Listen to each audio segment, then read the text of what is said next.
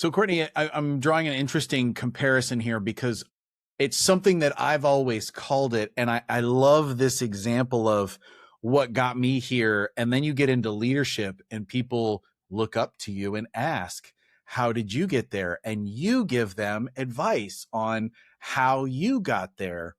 And I feel like there's a really important lesson here because I am a big subscriber to for me, I call it learning by committee.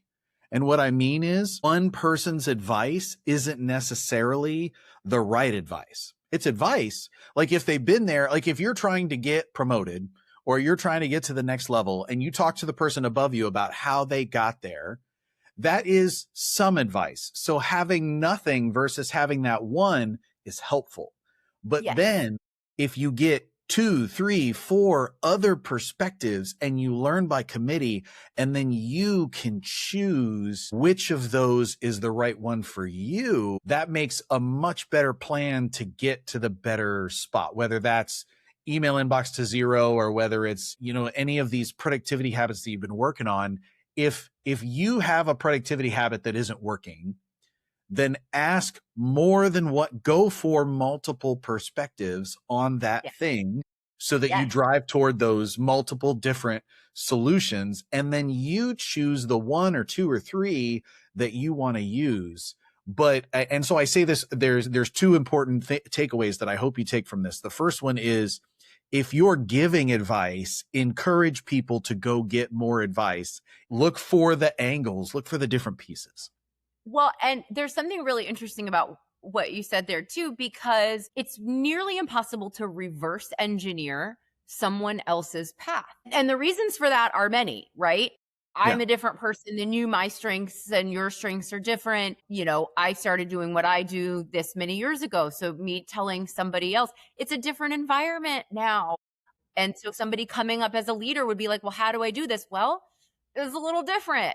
The other reason it's really hard to reverse engineer someone else's success or to give advice if you're the one being asked is there's something called peak end effect. So people tend to only remember the highs, the lows, and the most recent thing that happened. We are much better at predicting, in fact, the causes of our failures than we are the causes of our successes. Often because the causes of our failures are a little more proximate. Like we gotta know, like I did something and it bit the big one. I know what I did that caused that failure. We attribute our success, and this is what you're talking about. We attribute our success to our habits, right? I built this great system. I succeeded only because I have a great system and I worked really hard and I'm really smart. And what we are not as great at relaying is that long, slow climb to success. So peak end effect says we remember the highs, the lows, and then that most recent success or the most recent thing that happened.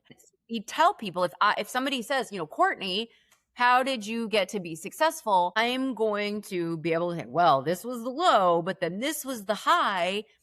And I'm not so great at being like, well, here are the 1 million times I picked up the phone and made a phone call. And here's just what the slog of my day looked like. And so it can be very hard to reverse engineer people's success because we're not great reporters at it. And we are not great at predicting which of the pieces of the puzzle actually made us successful. But the answer is all of the pieces of the puzzle. The habits are part of it.